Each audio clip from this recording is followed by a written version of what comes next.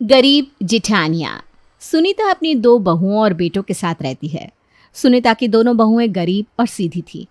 कुछ दिनों बाद सुनीता अपने छोटे बेटे की शादी एक सुंदर और अमीर लड़की से करती है। आओ आओ बहू, घर आओ, अंदर आ जाओ बेटा। जी माँ जी। प्रिया बहू, देखो ये तेरी जेठानिया है, एक संजना बहू, एक अंजना बहू। देवरानी जी तुम आराम कर लो, बहुत थक गई होगी ना। चलो मैं तुम्हें तुम्हारे कमरे तक ले चलती हूँ। आप लोग रहने दो, मैं खुद चली जाऊंगी। अगले दिन सुबह दोनों जेठानियां नई देवरानी के पास आती हैं। अरे देवरानी जी, आपने तो बहुत ही अच्छी साड़ी पहनी है। हाँ अंजना दीदी बिल्कुल सही कह रही है, मुझे भी ना तुम्हारी साड़ी बहुत पसंद आई। आपको पता भी है ये साड़ी कितनी महंगी है? 15,000 की है ये साड़ी। आपने तो इतनी महंगी साड़ी आज तक देखी भी नहीं होगी। बाप रे, 15,000 की साड़ी? देवरानी जी सही कहा, इतनी महंगी साड़ी तो हमने आज तक नहीं देखी। दीदी, आप इतने महंगे ड्रेस क्यों नहीं लेती हो? सॉरी, आपने देखा ही नहीं है तो पहनोगी कैसे? नहीं नहीं, इतने महंगे ड्रेस मुझे अच्छे नहीं लगते, मेरी आदत भी नहीं है। अच्छे नहीं लगते या लेने की औकात नहीं है? ये दोनों को लेने की आदत जो नहीं है, इन दोनों के घर वाले गरीब जो ठहरे, पता नहीं मेरे ही मत्थे पड़ गए गरीब कहीं की। रहने दीजिए माँ जी। छोड़ो इन गरीबों को। ये सुनकर दोनों बहुएं वहां से चली जाती हैं। देखा दीदी, माँ जी और देवरानी जी दोनों कैसे ताने दिए जा रहे हैं। छोड़ना, हमारे संस्कार ऐसे नहीं है। हमारे पिताजी गरीब ही सही, पर हमें संस्कार बहुत अच्छे मिले हैं। आपने सही कहा दीदी। कुछ ही देर में शाम हो जाती है। सुनीता अपनी दोनों बड़ी बहुओं को आवाज देती है। अरे करमजली, कहाँ गई दोनों की दोनों? जरा मेरी बहू और मेरे लिए चाय बना कर ले आओ। अभी लाई माँ जी। ये लीजिए आप दोनों की चाय। ये माँ जी भी ना जब से देवरानी आई है तब से कुछ चेंज ही हो गई है। माँ जी, आप मेरे साथ मार्केट चलोगी? मुझे कुछ सामान खरीदना है। हाँ हाँ बेटा, क्यों नहीं, मैं अभी तैयार होकर आती हूँ। कहाँ जा रही हो देवरानी जी? मार्केट, और आने में लेट हो जाएगा। बहू ने सही कहा, चलो बहू चलते हैं। माँ जी, ये चाय तो पीकर जाइए। अरे ये चाय जाकर गले के कुत्तों को पिला है। सुनीता और प्रिया दोनों मार्केट के लिए निकल जाती हैं।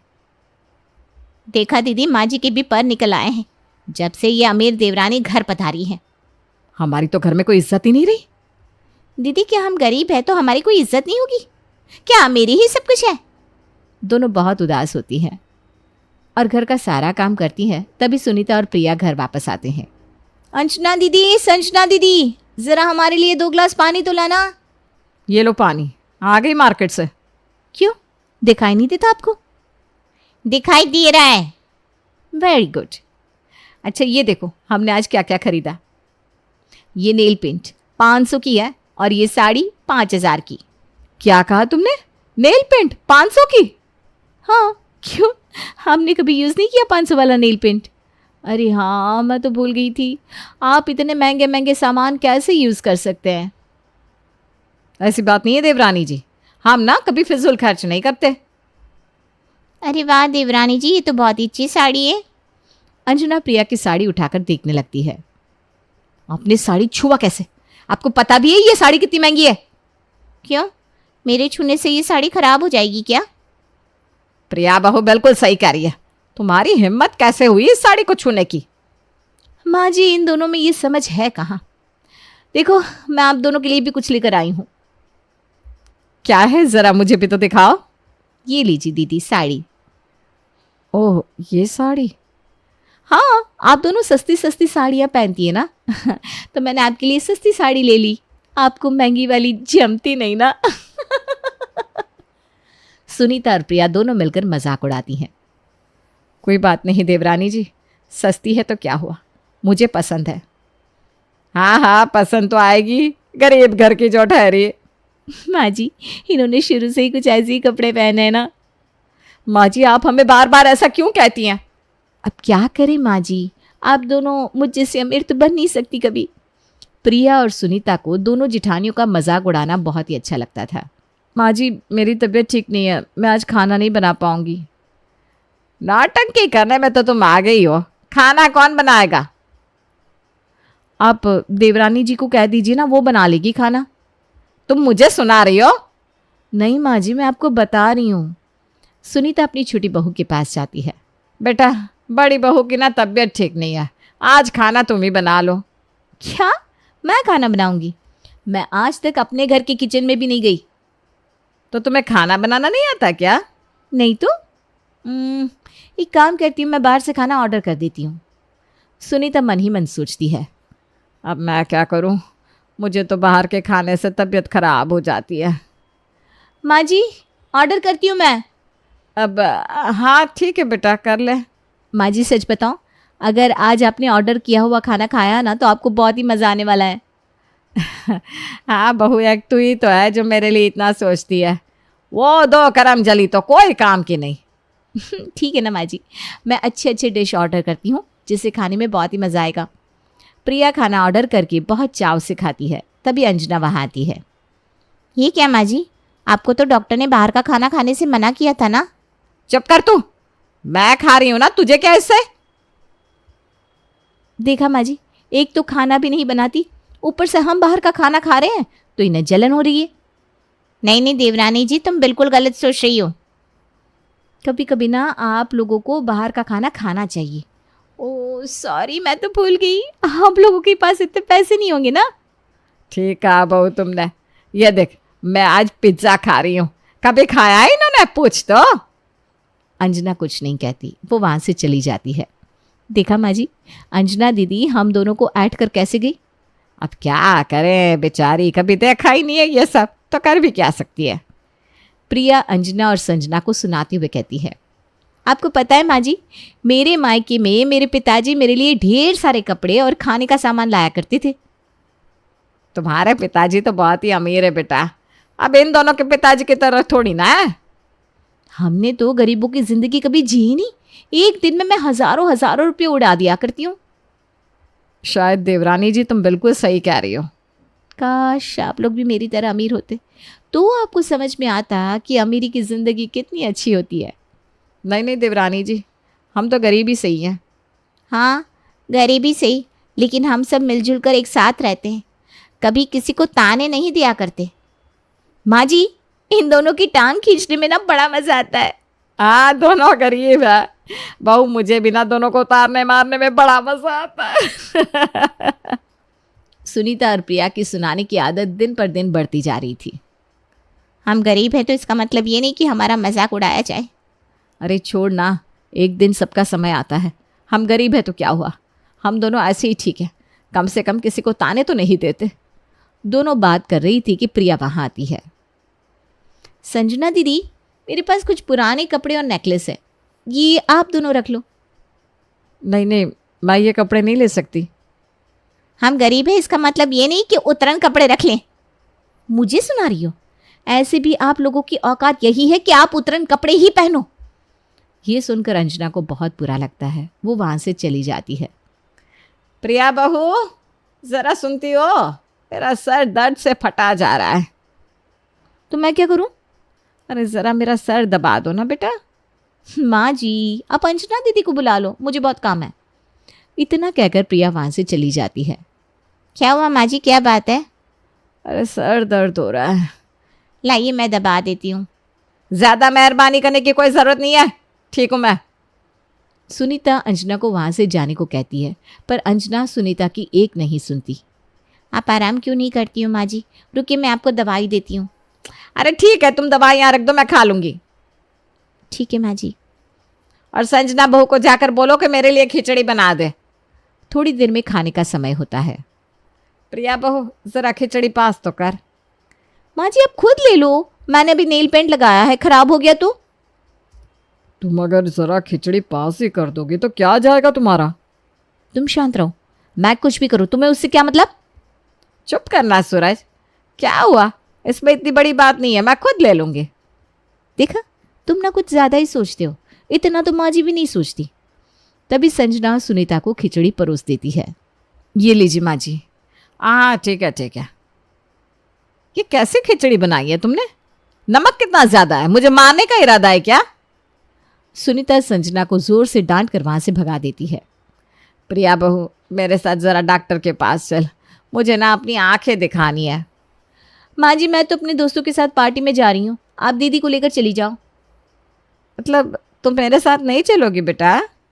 मेरे पास इतना टाइम कहाँ है माँ जी, आप किसी को भी लेकर जाओ ना। वहीं संजना सुनीता से कहती है, माँ जी मैं भी बाजार जा रही हूँ, चलिए मैं आपको डॉक्टर के पास ले चलती हूँ। ले जाइए, आप लोगों के पास बस यही तो काम बचा है, दूसरों का काम करना। अंजना तुम खाना बना कर रखना, मैं माँ जी को दिखा कर लाती हूँ। संजना सुनीता को डॉक्टर के पास ले जाती है और चेकअप करवाकर घर वापस आती है। प्रिया बहू मेरे लिए एक कप चाय तो बना दे। माँ जी देखिए मेरे सर में बहुत दर्द हो रहा है, चाय आप खुद बना लो। रुकिए माँ जी, मैं आपके लिए अदरक वाली चाय बना कर लाती हूँ, उससे आपकी तबीयत भी ठीक रहेगी। माँ जी जब घर में 2-2 नौकरानियां हैं तो आप मुझे कहती क्यों? दोनों बहुएं ये बात सुन रही थी, फिर भी दोनों प्रिया को कुछ नहीं कहती। संजना दीदी, हम सिर्फ ताने पर ताने सुनते जा रहे हैं, जबकि हमारी गलती भी नहीं है। अरे कोई बात नहीं ना अंजना, हमारे माता पिता ने ऐसे संस्कार दिए ही नहीं कि जिससे हम बड़ों के मुंह लगे। ये सब बातें अंजना और संजना के पति सुन लेते हैं। क्या बात है मुझे बताओ, तुम दोनों इतनी परेशान क्यों हो? हाँ भैया, मैं भी इन दोनों को कुछ दिनों से देख रहा हूँ, उदास उदास ही रहती है। संजना और अंजना हो रही ये सारी बातें अपने अपने पतियों से कहती है। ऐसी बात है, और तुमने मुझे अभी बताया? रुको मैं जाकर माँ से बात करता हूँ। नहीं संजय रुक जाइए, कुछ मत बोलिए, माँ जी की तबीयत भी ठीक नहीं रहती और वो कुछ सुनने भी वाली नहीं है। हाँ भैया, अंजना दीदी बिल्कुल सही कह रही हैं, छोड़ दीजिए, हमारी ही गलती है, गरीब जो ठहरी। हमने और अंजना ने सोचा है कि कुछ दिनों के लिए मायके चले जाएं। अंजना और संजना दोनों अपने अपने मायके चली जाती हैं, जहाँ सुनीता और प्रिया साथ रहती हैं। माँ जी मुझे मार्केट जाना है, मैं शाम तक वापस लौट आऊँगी। ठीक है बेटा चली जा।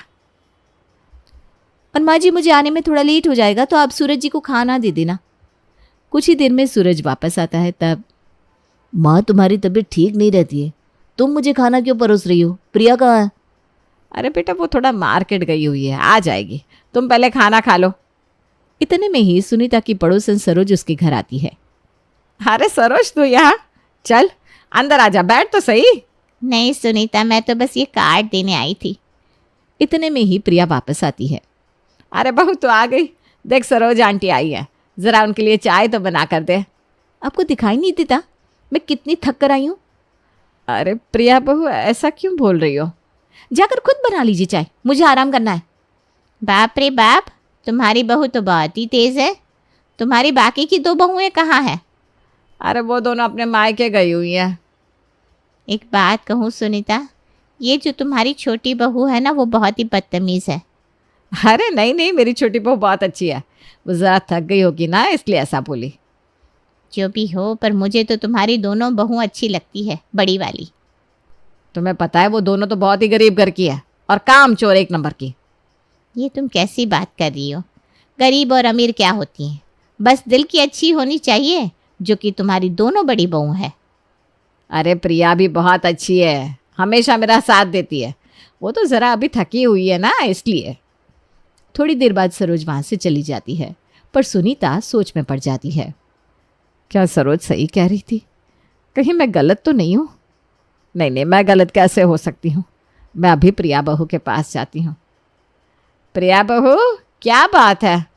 कुछ नहीं, क्या काम है बताइए। कुछ नहीं, मैं ये कह रही थी कि आज रात का खाना तू बना दे बेटा, मेरे सर में ना बहुत दर्द है। अच्छा, और पड़ोसन से बात करने में सर दर्द नहीं दे रहा था?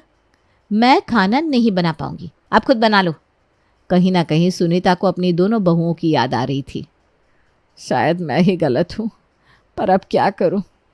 फिर भी सुनीता को समझ में नहीं आता, इतना कुछ उसके साथ हो जाने के बाद भी वो फिर भी प्रिया को ही अपनी अच्छी बहू मानती है। प्रिया बहू, ए प्रिया बहू कहाँ गई बेटा? क्यों चिल्ला रही हो माँ जी? यही हूँ मैं। मुझे ना कुछ पैसे चाहिए, इलाज करवाना है। संजय बेटा भी नहीं है जिससे मैं पैसे ले सकूं, तू ज़रा सूरज से कहकर पैसे दिलवा देना। माँ जी सूरज के पास अभी पैसे नहीं है, वो तो खुद भी परेशान है। बहू मुझे इलाज करवाना है। पिछली बार तो संजना बहू ने इलाज करवा दिया था, तेरे पास तो पैसे होंगे ना बेटा? नहीं, मेरे पास पैसे नहीं है, प्लीज आप मुझे परेशान मत करो। कुछ ही देर बाद सुनीता प्रिया के कमरे में कुछ लेने जाती है। ये बुढ़िया तो मेरे पीछे ही पड़ गई है, जब भी देखो पैसा पैसा मांगती रहती है। हे भगवान, ये मैंने क्या कर दिया? मेरी तबीयत इतनी खराब हो चुकी है, अब मैं क्या करूं? सुनीता वहीं बेहोश हो जाती है। तभी दोनों बहुएं ससुराल आकर अचानक देखती हैं। माँ जी, माँ जी उठिए, आपको क्या हो गया? उठिए माँ जी, ये आपको क्या हो गया? संजना डॉक्टर को घर बुलाती है और अपनी सास को डॉक्टर से दिखाती है। तुम्हें शर्म नहीं आती? माँ जी यहाँ बेहोश पड़ी थी और तुम रूम के अंदर थी। अगर हम अभी यहाँ नहीं आते तो क्या हो जाता, तुम्हें पता भी है? इतनी भी गिरी हुई औरत नहीं होती, एक औरत होकर औरत का दर्द नहीं समझती। इतने में संजय, शुभम, सूरज वहाँ आते हैं। संजय जी, अपनी माँ का ध्यान रखिएगा, उनकी तबीयत बहुत ज़्यादा खराब हो चुकी थी। जी ठीक है। कुछ ही देर में सुनीता को होश आ जाता है। माँ जी, आपको होश आ गया, अब आप कैसी हो? हाँ माँ जी, आप आराम करो, मैं आ गई हूँ ना, डॉक्टर ने आपको आराम करने को कहा है। सूरज प्रिया से कहता है। तुम यहाँ आओ, मुझे तुमसे कुछ बात करनी है। क्या बात करनी है? ये जो माँ की हालत हुई है ना, सिर्फ और सिर्फ तुम्हारी वजह से हुई है।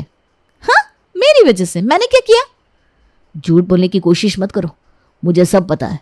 माँ ने तुमसे पैसे मांगे थे और तुमने मना कर दिया। नहीं तो मैंने ऐसा कुछ नहीं किया। तुम्हें शर्म नहीं आती? अगर ये काम मैं तुम्हारी माँ के साथ करता तो तुम्हें कैसा लगता? देखो, झूठ मत बोलना।